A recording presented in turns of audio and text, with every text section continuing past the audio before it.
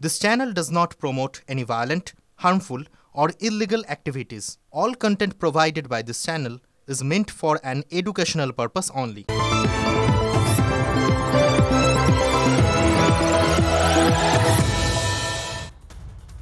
স্বাগত আপনাকে news top 9 আমি দীপ রয়েছে আপনার সঙ্গে। বরতলায় 7 মাসের শিশুকে তুলে নিয়ে গিয়ে ধর্ষণের শাস্তি ঘোষণা, ফাঁসির সাজা শোনা হলো দোষী যুবককে। নির্দেশ দিল নগর দায়রা পক্সো আদালত। বিচার শুরু 40 দিনের মধ্যে ফাঁসির সাজা ঘোষণা করল আদালত। এই ঘটনাকে বিরলের মধ্যে বিরলতম বলে ব্যাখ্যা করে সর্বোচ্চ শাস্তির রায় দিলেন বিচারক।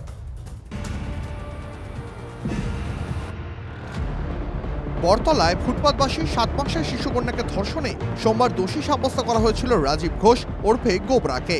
মঙ্গলবার তার মৃত্যুদণ্ডের নির্দেশ দিল ব্যাংশাল কোর্ট।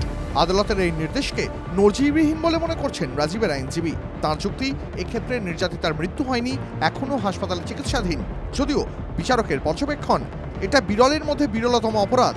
এই ধরনের মানুষের সমাজে বেঁচে থাকার কোনো অধিকার নেই। মেয়েটির শরীর নিয়ে কার্যত খেলা করা হয়েছে, তাই মৃত্যুদণ্ড ছাড়া আর কোনো শাস্তি দেওয়ার নেই। এই কোশ্চেনটা আমাদের বারবার উঠেছে যে এই মেয়েটির মার্ডার হয়নি, তাহলে কি আমরা ডেথ সেন্টেন্স চাইতে পারি?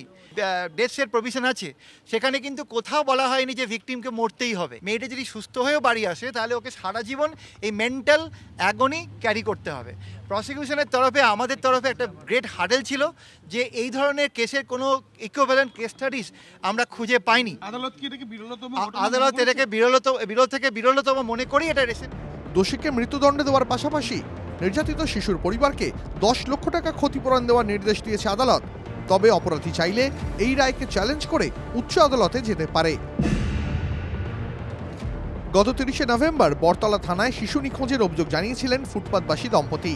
কয়েক ঘন্টা পরেই ওই ফুটপাত থেকেই শিশুটিকে উদ্ধার করা হয়। পুলিশ তদন্ত করতে গিয়ে প্রথমে যেমন সিসি ক্যামেরা ফুটেজ পায়, সেই সিসি ক্যামেরা ফুটেজে দেখা যায় যে যেখানে সেই শিশুকন্যা ঘুমাতো তার থেকে 100 মিটার দূরে সেখানে সেই শিশুকন্যা পড়ে রয়েছে, এমনকি কাঁদছে।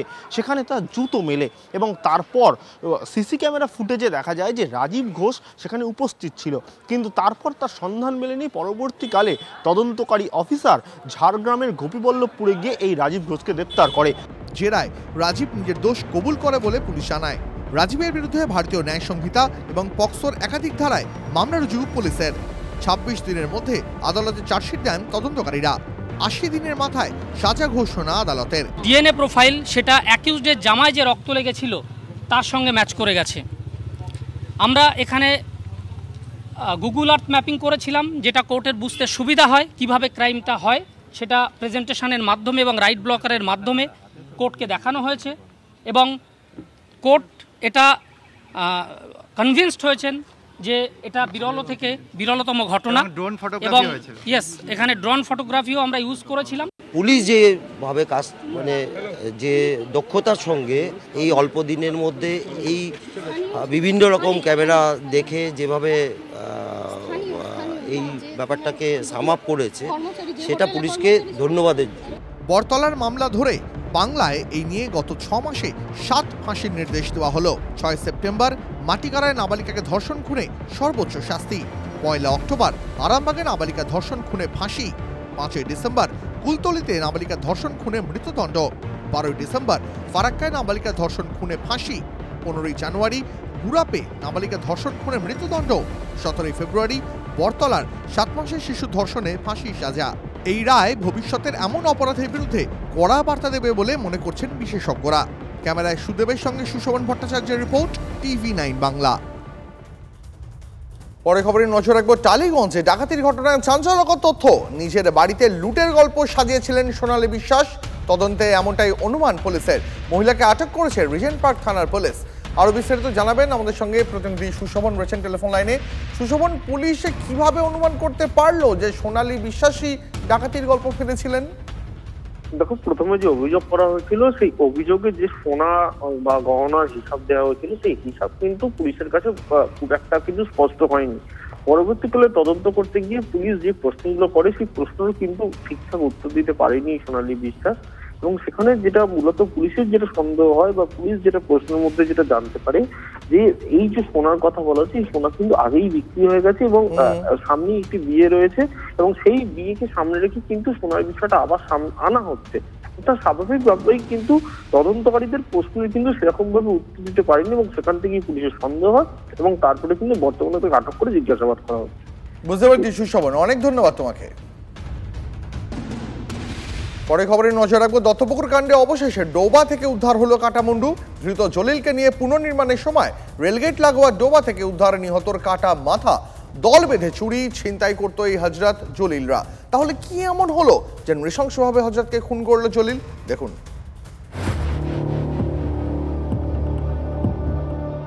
আমার মনের একটা অনেক ছিল স্যার, যে আমাকে যে পরিমাণ ক্ষতি করছে, আমার ছোট্ট একটা বাচ্চা মেয়ে স্যার, 7 বছর বয়স, সে তো কোনো অপরাধ করি নাই স্যার।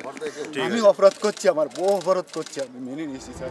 জলিলের কথা থেকে স্পষ্ট, প্রচন্ড আক্রোশ থেকেই সে খুন করে তার private partner Hazrat লস্করকে।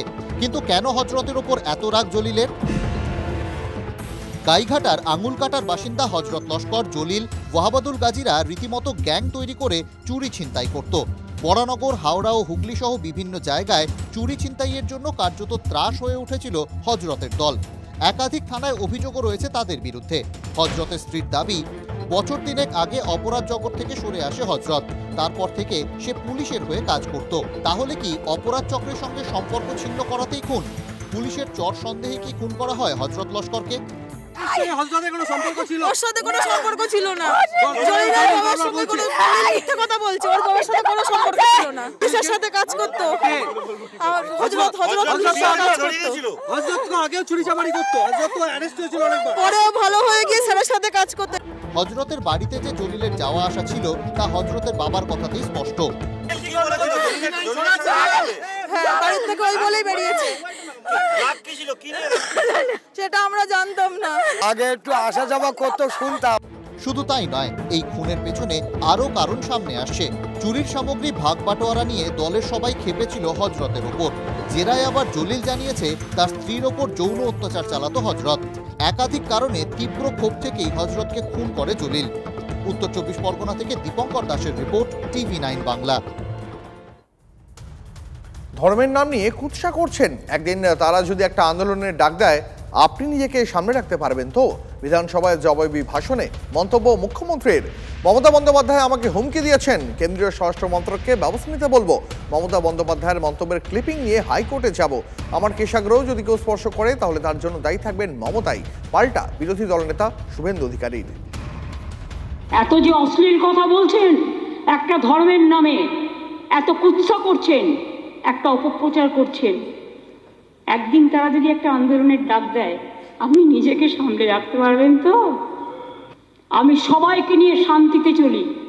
I challenge this. আপনি যেভাবে থ্রেট করেছেন যে একটা বিশেষ সম্প্রদায় আপনার বিরুদ্ধে নামলে আপনি সামলাতে পারবেন তো? আজকে উনি থ্রেট করেছেন, আমি সেন্ট্রাল গভর্নমেন্টের হোম মিনিস্ট্রিতে এর বিরুদ্ধে ব্যবস্থা নেওয়ার জন্য বলবো।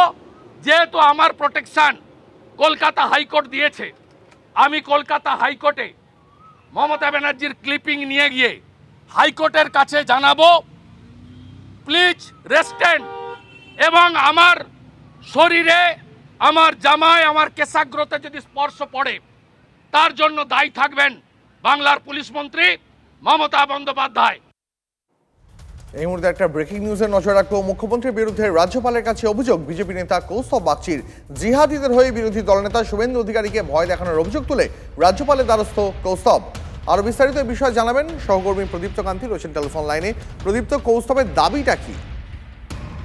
দেখো, যে বক্তব্য তুমি শোনালে যে মমতা বন্দ্যোপাধ্যায়ের, সেই বক্তব্যকেই হাতিয়ার করে কৌস্তব বাগচি এই চিঠি রাজ্যপালকে পাঠিয়েছেন এবং তার সঙ্গে মমতা বন্দ্যোপাধ্যায়ের এই বক্তব্যে অংশটিকেও তিনি তুলে ধরেছেন এবং ইমেল মারফত সেই অভিযোগ করেছেন যে মমতা বন্দ্যোপাধ্যায় জিহাদিদের হয়ে বিরোধী দলনেতা শুভেন্দু অধিকারীকে ভয় দেখাচ্ছেন এবং এক্ষেত্রে রাজ্যপাল হস্তক্ষেপ করুক। অর্থাৎ তিনি কোথাও গিয়ে কৌস্তব বাগচি তিনি বলছেন যে যেভাবে মুখ্যমন্ত্রী আজকে মন্তব্য করেছেন তাতে কোথাও হয়তো শুভেন্দু অধিকারীর ওপরে কোথাও আঘাত আসতে পারে, ফলে এই বিষয় নিয়ে রাজ্যপাল অতি দ্রুত হস্তক্ষেপ করুন সেই আর্জি জানিয়েছেন। অনেক ধন্যবাদ তোমাকে, অনেক ধন্যবাদ। কি আপনি শাসক বলেন আর প্রধান বিরোধী দল বলুন, দুটো দলই একজন হিন্দুকে ভালোবাসে, একজন মুসলমানকে ভালোবাসার নাম করে এদের ভালোবাসা আর মুরগি পোষা সমান। উন্নয়নের নিরিখে ভোট হোক, ভোট আসলে আদিবাসী প্রীতি বেড়ে ওঠে, ভোট আসলে দলিত প্রীতি বেড়ে ওঠে, ভোট আসলে মতুয়া প্রীতি বেড়ে ওঠে, ভোট আসলে মুসলিম প্রীতি বেড়ে ওঠে। কিন্তু তথ্য যদি আমি দেখি, এই যে পিছড়ে বর্গের সমাজের মানুষ আছে প্রত্যেকটাই ক্রমশ পিছিয়ে যাচ্ছে, শুধু ভোটের জন্য হিন্দু মুসলমান করছে। টিভি9 বাংলার খবরে শিলমোহর। সুপ্রিম কোর্টে শুনানির পর বিশেষ আবেদন করল এসএসসি। আদালতে ফের পৃথকীকরণের পক্ষে সওয়াল এসএসসির। 5303 জনের ক্ষেত্রে বেনিয়ম খুঁজে পেয়েছে স্কুল সার্ভিস কমিশন, সেই তালিকা জমা দিয়েছে আচার্য সদন। বাকিদের ক্ষেত্রে কোনো সমস্যা নেই আদালতকে জানালো এসএসসি। হাইকোর্টে এসএসসির বিরুদ্ধে যে অসহযোগিতার অভিযোগ উঠেছিল সুপ্রিম কোর্টের বিশেষ আবেদনে সেই অভিযোগ অস্বীকার করল এসএসসি। পরে খবরে আসছি আবার সেন্ট্রাল জিএসটি হানা দিল জঙ্গিপুরের তৃণমূল বিধায়কের কারখানায়। তৃণমূল বিধায়ক জাকির হোসেনের সুতির বাড়ির কাছে বিড়ির প্রোডাকশন অফিসে হানা সেন্ট্রাল জিএসটি টিমের, সঙ্গে সিআরপিএফ এর জওয়ানরা। এর আগে আয়কর বিভাগও বিধায়কের কারখানায় হানা দিয়েছিল। রাজ্য সঙ্গীতকে ঘিরে বিতর্কে অবসান। রবীন্দ্রনাথ ঠাকুরের লেখা মূল গানেই ফিরল রাজ্য, বাংলার বদলে ফিরে এলো বাঙালি। 2023 সালে রাজ্য সরকার বিধানসভায় পয়লা বৈশাখকে রাজ্য দিবস এবং বাংলার মাটি বাংলার জল গানটিকে রাজ্য সঙ্গীত হিসেবে প্রস্তাব পাশ করিয়েছিল। কিন্তু সে বছরের ডিসেম্বরের নেতাজি ইন্ডোরের অনুষ্ঠানে বাঙালির প্রাণ বাঙালির মন বাঙালির ঘরে যত ভাই বোন বদলে বাজানো হয়েছিল বাংলার প্রাণ বাংলার মন বাংলার ঘরে যত ভাই বোন। এই নিয়ে বিতর্কের ঝড় বয়েছিল। তাতে এবার ইতি পড়ল। বিশ্বকবির লেখা গানের মূল শব্দেই ফিরতে নির্দেশিকা দিল নবান্ন, অর্থাৎ বাংলার বদলে ফিরল বাঙালি। রাজ্য সঙ্গীত 1 মিনিটের সময়ের মধ্যে পরিবেশন করতে হবে বলেও বিজ্ঞপ্তিতে জানিয়ে দিলেন মুখ্য সচিব মনোজ পান্ত। পাশাপাশি নির্দিষ্ট করে দেওয়া হলো স্তবকও। দেবস্থানের জমি দখলের অভিযোগ তৃণমূল নেতার বিরুদ্ধে তীব্র উত্তেজনা পুরুলিয়ার 2 নম্বর ব্লকের ভাগবাঁধ গ্রামে। গ্রামবাসীদের অভিযোগ তৃণমূলের প্রাক্তন পঞ্চায়েত সদস্য লালমোহন মাহাতো দেবস্থানের জমি দখল করে বাড়ি তৈরি করেছেন। ব্লক অফিসে গিয়ে লিখিত অভিযোগ করেছেন গ্রামের মানুষ। এরপরেই উত্তেজনা ছড়ায়। দেবস্থানের দুপক্ষের মধ্যে তুমুল বচসা হয়, যদিও অভিযুক্ত তৃণমূল নেতা দেবস্থানের জমি দখলের অভিযোগ অস্বীকার করেছেন। আমরা জানি বা আমাদের পূর্বপুরুষ জানে যে এখানে জনসাধারণের জন্য 10 ডিসমিল জায়গা মানসিং মেলার জন্য দেওয়া আছে।